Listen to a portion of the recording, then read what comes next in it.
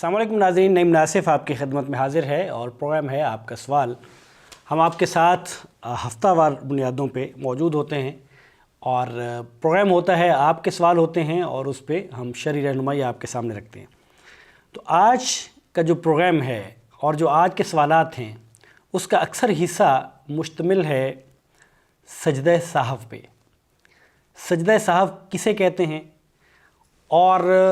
جس کو ہم کہتے ہیں بھول جانا، بھولنے کا سجدہ۔ اگر نماز میں آپ بھول جاتے ہیں، کوئی غلطی ہو جاتی ہے تو اس پہ سجدہ کیا جاتا ہے، جس کو سجدہ سہو کہتے ہیں۔ سجدہ سہو کیا ہے اور کن غلطیوں پر کیا جاتا ہے، کرنے کا طریقہ کیا ہے، تو اس سے متعلقہ جتنی بحث ہوگی اور جتنی بات ہوگی اور جتنی معلومات ہو سکتی ہیں انشاءاللہ تعالی ہم کوشش یہ کرتے ہیں کہ وہ ہم آپ کے سامنے رکھیں۔ ہمارے ساتھ آج بھی موجود ہیں جناب قاری محمد مصطفیٰ راسخ صاحب۔ قاری صاحب خیریت سے ہیں آپ؟ جی الحمدللہ، سب اللہ کا شکر ہے۔ اچھا شیخ، یہ فرمائیے گا کہ سجدہ سہو سے کون سا سجدہ مراد ہے؟ بسم اللہ الرحمن الرحیم۔ سجدہ سہو عربی زبان کا لفظ ہے۔ سجدہ تو جیسا کہ آپ جانتے ہیں کہ ہم نماز کے اندر بھی سجدہ کرتے ہیں یا خوشی کے موقع پر سجدہ کیا جاتا ہے، سجدہ تلاوت کیا جاتا ہے۔ سہو کا معنی ہوتا ہے غفلت یا بھول چوک، یعنی نماز کے دوران اگر آپ سے کچھ بھول چوک ہو گئی ہے، آپ نے نماز میں کچھ کمی کر دی ہے یا کچھ زیادتی کر دی ہے، یا آپ کو شک پڑ گیا ہے کہ میں نے 3 رکعتیں پڑھی ہیں یا 4 رکعات پڑھی ہیں، تو اس موقع پر پھر آپ نماز کے آخر میں جا کر سلام سے پہلے 2 سجدے جو ہیں کریں گے، اور ان سجدوں کا نام سجدہ سہو ہے۔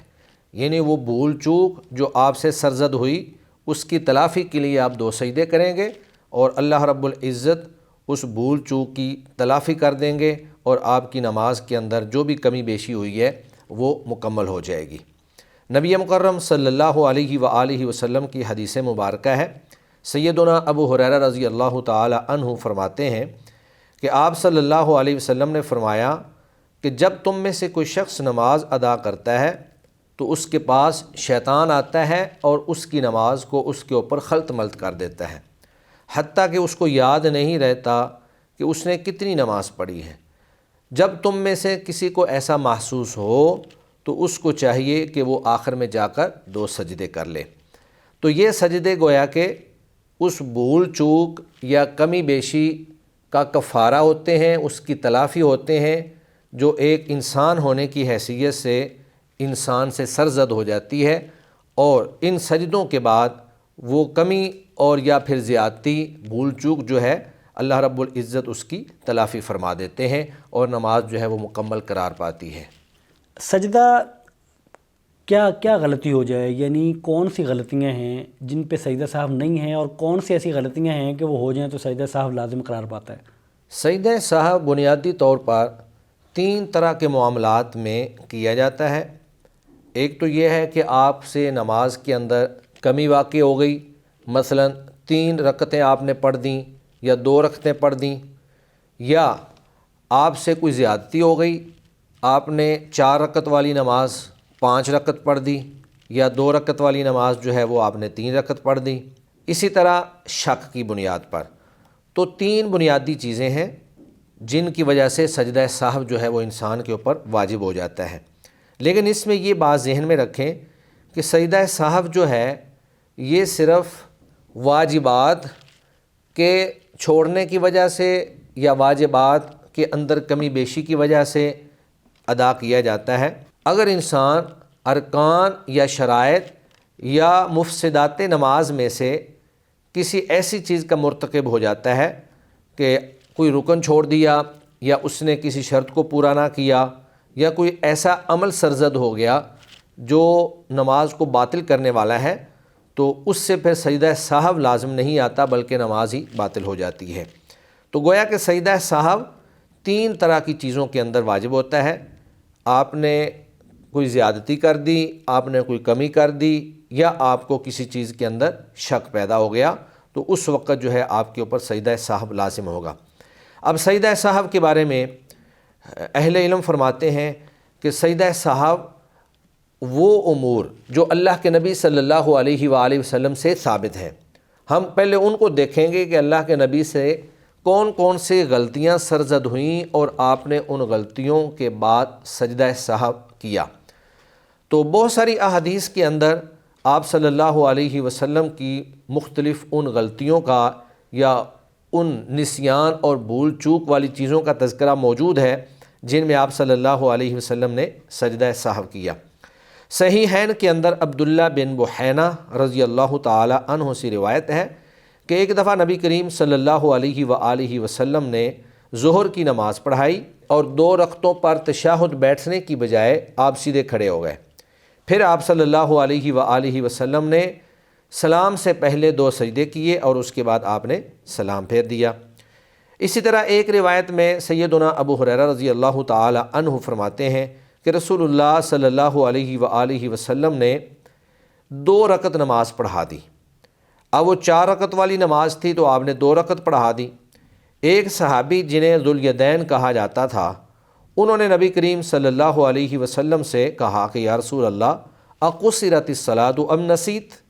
کیا نماز کم ہو گئی ہے یا آپ بھول گئے ہیں؟ تو آپ صلی اللہ علیہ وسلم نے صحابہ سے پوچھا اصدق ذوالیدین، کیا یہ ذوالیدین جو ہیں یہ سچ کہہ رہے ہیں؟ تو لوگوں نے کہا کہ ہاں یا رسول اللہ یہ بالکل صحیح کہہ رہے ہیں۔ تو آپ صلی اللہ علیہ وآلہ وسلم نے پھر 2 رکعتیں مزید پڑھائیں اور اس کے بعد آپ صلی اللہ علیہ وسلم نے 2 سجدے کیے۔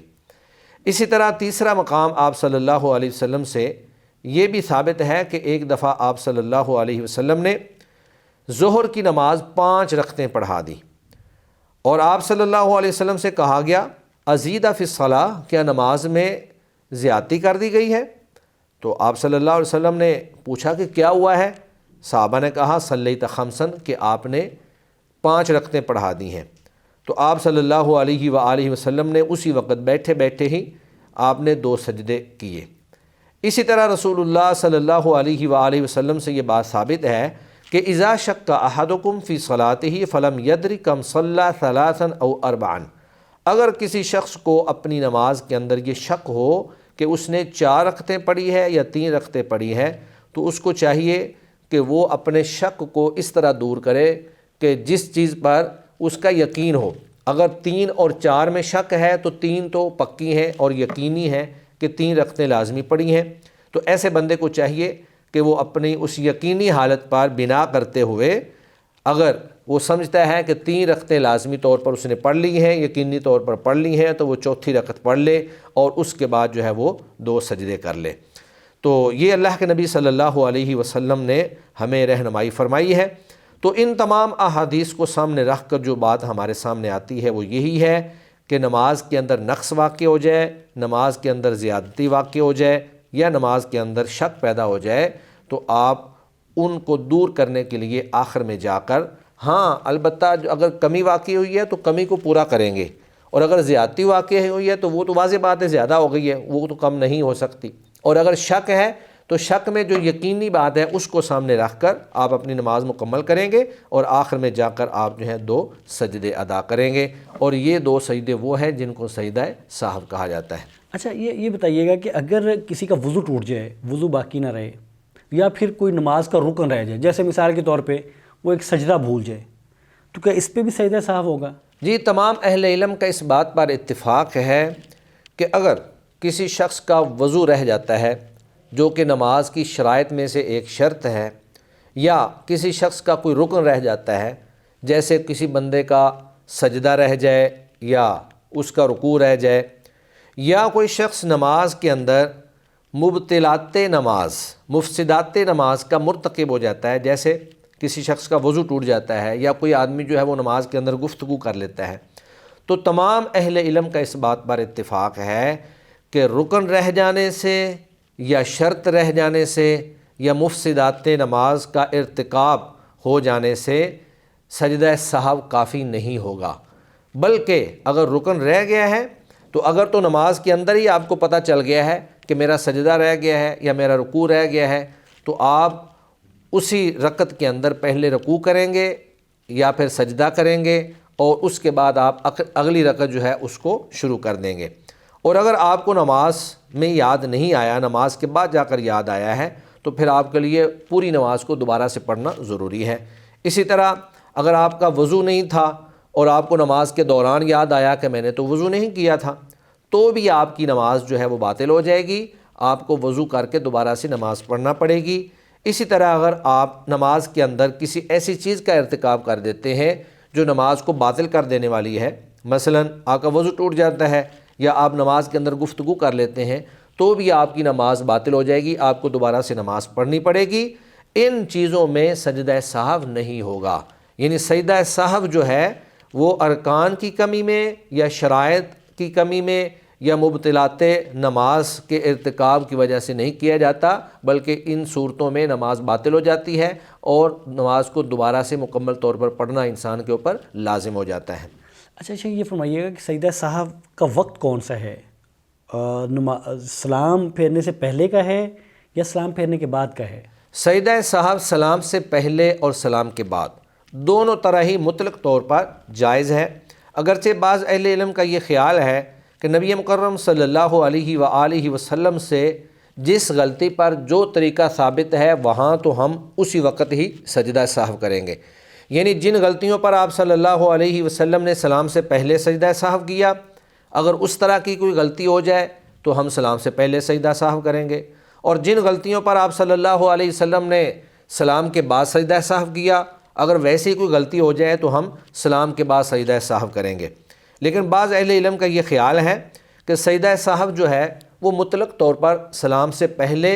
یا سلام کے بعد کسی وقت بھی آپ کر سکتے ہیں۔ بے شک نبی کریم صلی اللہ علیہ وسلم نے بعض مواقع پر سلام سے پہلے سجدہ سہو کیا اور بعض مواقع پر سلام کے بعد سجدہ سہو کیا۔ اس کی وجہ یہ ہے کہ بعض احادیث جن میں آپ صلی اللہ علیہ وسلم نے سجدہ سہو کا حکم دیا ہے وہ بالکل عام ہیں، اور ان کے اندر سجدہ سہو کا مقام بیان نہیں کیا گیا کہ آپ نے سلام سے پہلے سجدہ کرنا ہے یا آپ نے سلام کے بعد سجدہ کرنا ہے۔ ان میں سے ایک حدیث مبارکہ جو ہے اس میں آپ صلی اللہ علیہ وسلم نے فرمایا، بخاری مسلم کی یہ روایت ہے کہ اذا لم یدری احدکم کم صلی ثلاثا او اربعا فلیسجد سجدتین وہو جالس، کہ جب تم میں سے کسی شخص کو یہ معلوم نہ ہو کہ اس نے کتنی نماز پڑھی ہے، 3 رکعتیں پڑھی ہیں یا 4 رکعتیں پڑھی ہیں، تو اس کو چاہیے کہ وہ 2 سجدے کرے اور وہ بیٹھا ہوا ہو۔ اب یہ حدیث بالکل عام ہے، اس کے اندر نہ تو سلام سے پہلے کا تذکرہ ہے اور نہ ہی سلام کے بعد کا تذکرہ ہے۔ ایک دوسری روایت جو مسلم شریف کے اندر موجود ہے اس میں آپ صلی اللہ علیہ وسلم نے فرمایا کہ اذا زاد الرجل او نقص فلیسجد سجدتین، کہ جب آدمی نماز میں زیادتی کر دے یا نماز کے اندر کمی کر دے تو اس کو چاہیے کہ وہ 2 سجدے کرے۔ تو یہ دونوں روایات جو ہیں ان کے اندر سجدہ کرنے کا حکم تو ہے، لیکن محل سجدہ کا بیان نہیں ہے کہ سجدہ سلام سے پہلے ہوگا یا سلام کے بعد ہوگا۔ تو اس سے یہ بات ماخوذ ہوتی ہے کہ سجدہ کرنا عام ہے، آپ سلام سے پہلے کر لیں یا سلام کے بعد کر لیں۔ دوسری بات اس میں اہل علم یہ بیان کرتے ہیں کہ نماز کے اندر بھول چوک جو ہے اس کی بے شمار اقسام ہو سکتی ہیں، اور وہ اتنی زیادہ ہو سکتی ہیں غلطیاں کہ ان کو آپ منحصر کریں یا ان کو آپ شمار کریں یہ آپ کے لیے ممکن نہیں ہے۔ اور نبی کریم صلی اللہ علیہ وآلہ وسلم نے کسی ایک صورت کے بارے میں یہ متعین طور پر بیان نہیں فرمایا کہ آپ نے اس غلطی پر جو ہے وہ سلام سے پہلے سجدہ کرنا ہے یا اس غلطی پر آپ نے سلام کے بعد سجدہ کرنا ہے۔ تو جب اللہ کے نبی صلی اللہ علیہ وسلم نے اس طرح تعیین نہیں فرمائی تو اس میں ہمیں وسعت اور گنجائش باقی رکھنی چاہیے۔ اور تیسری بات اہل علم یہ کرتے ہیں کہ دونوں طرح کی روایات کو جمع کرنے کا قریب ترین طریقہ یہ ہے کہ سجدے کے حوالے سے اختیار دے دیا جائے، وسعت دے دی جائے اور گنجائش جو ہے وہ دے دی جائے، کہ اگر کوئی شخص سلام پھیرنے سے پہلے سجدہ کر لے تو بھی درست ہے، اور اگر کوئی سلام پھیرنے کے بعد سجدہ کر لے تو بھی درست ہے۔ اور چوتھی بات اہل علم یہ بیان کرتے ہیں کہ سجدے کے اندر وسعت اور گنجائش دینا یہ شریعت کی روح اور مقاصد کے بالکل عین مطابق ہے، کیونکہ شریعت جو ہے وہ لوگوں پر تخفیف اور آسانی کرنا چاہتی ہے۔ جب ایک شخص بھول گیا ہے تو بھول جانے کے بعد اس کو پھر اس مشقت میں ڈال دینا کہ آپ نے سلام سے پہلے ہی سجدہ کرنا ہے یا سلام کے بعد ہی سجدہ کرنا ہے، یہ ایک مشقت کا باعث ہے۔ تو جب اسلام ہمارے اوپر تخفیف اور آسانی کرتا ہے تو ہمیں اس معاملے میں بھی گنجائش اور وسعت دے دینی چاہیے کہ اگر کوئی شخص سلام سے پہلے سجدے 2 کر لے یا سلام کے بعد 2 سجدے کر لے تو اس کے انشاءاللہ سجدہ سہو ہو جائیں گے اور وہ اس کے لیے کافی ہوں گے۔ اچھا شیخ، جیسے آپ نے بتایا کہ اس کے 2 طریقے ہیں سجدہ سہو کرنے کے، سلام کرنے سے پہلے اور سلام کرنے کے بعد۔ اگر کوئی شخص سلام کرنے کے بعد سجدہ سہو کرتا ہے تو اسے تشہد دوبارہ پڑھنا پڑے گا؟ جی، اگر کوئی شخص سلام کے بعد سجدہ کرتا ہے تو اس کے لیے سلام پھیرنا تو ضروری ہے، یعنی وہ تکبیر کہہ کر سجدے میں چلا جائے گا، سجدے کی دعا پڑھے گا، اس کے بعد پھر تکبیر کہہ کر اٹھے گا، 2 سجدوں کے درمیان کی دعا پڑھے گا، پھر تکبیر کہہ کر جو ہے وہ سجدے میں جائے گا، پھر تکبیر کہہ کر دوسرے سجدے سے اٹھے گا، اور اس کے بعد سلام پھیرنا جو ہے وہ ضروری ہے، کیونکہ سجدوں کے بعد ایسے ہی ہے کہ جیسے وہ نماز میں دوبارہ سے داخل ہو گیا۔ تو یہ سجدے جو ہے یہ نماز کا حصہ ہے، تو جب وہ نماز میں داخل ہوا تو اس کے لیے سلام پھیرنا ضروری ہے، لیکن کیا وہ تشہد پڑھے گا یا نہیں پڑھے گا؟ تو اس بارے میں شیخ محمد بن صالح العثیمین رحمہ اللہ ان سے سوال کیا گیا، تو انہوں نے جواب دیتے ہوئے فرمایا کہ سلام تو پھیرا جائے گا کیونکہ وہ سجدوں کا حصہ ہے اور نماز کا حصہ ہے، لیکن تشہد پڑھنے کے حوالے سے علماء کے ہاں اختلاف پایا جاتا ہے۔ بعض اہل علم کہتے ہیں کہ تشہد پڑھا جائے گا اور بعض اہل علم کہتے ہیں کہ تشہد نہیں پڑھا جائے گا، لیکن شیخ محمد بن صالح العثیمین رحمہ اللہ کا اپنا موقف یہ ہے کہ تشہد پڑھنا واجب نہیں ہے، ہاں البتہ اس کو آپ مستحب ضرور کہہ سکتے ہیں، بہتر یہ ہے کہ آدمی تشہد پڑھ لے، اور اگر کوئی شخص تشہد نہیں بھی پڑھتا ہے تو انشاءاللہ اس کے سجدے جو ہیں وہ صحیح قرار پائیں گے اور اس کی نماز کی جو کمی ہے وہ انشاءاللہ پوری ہو جائے گی۔ اچھا یہ بتائیے گا کہ اگر کوئی شخص سورہ فاتحہ اس نے پڑھی لیکن اس کے ساتھ سورت ملانا بھول گیا، کوئی دوسری سورت نہیں ملائی، تو اس پہ بھی سجدہ سہو ہوگا؟ اگر کوئی شخص سورہ فاتحہ کے بعد دوسری سورت پڑھنا بھول جائے اور رکوع میں چلا جائے تو اس صورت میں سجدہ سہو نہیں کیا جائے گا۔ اس کی وجہ یہ ہے کہ سورہ فاتحہ پڑھنا تو لازمی ہے اور ضروری ہے، اگر کوئی شخص سورہ فاتحہ بھول جاتا ہے تو پھر اس کے لیے ضروری ہے کہ وہ سورہ فاتحہ کو ادا کرے، اور اگر سورہ فاتحہ اس نے پڑھ لی ہے اور اس کے بعد کوئی دوسری سورت پڑھنا جو ہے وہ بھولا ہے تو سورہ فاتحہ کے بعد دوسری سورت پڑھنا اور اس کی قرات کرنا یا چند آیات کی تلاوت کرنا یہ نماز کا رکن یا واجب نہیں ہے، بلکہ یہ ایک مستحب عمل ہے، اور اگر کوئی شخص سورہ فاتحہ کے بعد والی قرات نہیں کرتا ہے تو انشاءاللہ اس کی نماز درست ہے، اس پر سجدہ سہو لازم نہیں ہے۔ اچھا اگر رفع الیدین کوئی شخص نہیں کر پاتا، بھول جاتا ہے، تو کیا اس پہ بھی سجدہ سہو ہے؟ جی بالکل اسی طرح رفع الیدین اگر کوئی شخص نہیں کرتا ہے تو اس پر بھی سجدہ سہو نہیں ہوگا۔ اس کی وجہ یہ ہے کہ اہل علم نے نماز کی سنتوں کی 2 قسمیں بیان فرمائی ہیں۔ سنتوں کی پہلی قسم وہ ہے جن کے بھول جانے پر سجدہ سہو ہوتا ہے، جیسے تشہد ہے، لیکن سنت کی دوسری قسم وہ ہے جن کے بھول جانے پر سجدہ سہو نہیں ہوتا، جیسے تعوذ ہے، بسم اللہ ہے، یا دعائے استفتاح ہے، اسی طرح رفع الیدین ہے، یا جس طرح پہلے میں بیان کر چکا ہوں سورہ فاتحہ کے بعد کوئی سورت یا چند آیات کی تلاوت ہے۔ تو اگر ایسی چیزیں جو ہیں رہ جاتی ہیں تو ان چیزوں پر سجدہ سہو نہیں ہوگا۔ اسی طرح اگر کوئی شخص رفع الیدین نہیں کر پاتا تو رفع الیدین نہ کرنے پر بھی سجدہ سہو لازم نہیں آتا ہے۔ بہت شکریہ قاری صاحب، جزاکم اللہ خیر۔ ناظرین یہ تھا آج کا پروگرام، اور پروگرام تھا آپ کا سوال، اور آپ کے سوال تھے سجدہ سہو کے بارے میں۔ سجدہ سہو کیا ہوتا ہے، کیسے کیا جاتا ہے، کب کیا جاتا ہے، اور کن غلطیوں پر کیا جاتا ہے، یہ آپ نے آج جانا ہے انشاءاللہ تعالیٰ۔ اس کے بارے میں اور بھی سوالات ہیں، اس پہ بھی ہم بات کریں گے آئندہ پروگرام میں۔ ہمیں اجازت دیجیے، السلام علیکم ورحمۃ اللہ وبرکاتہ۔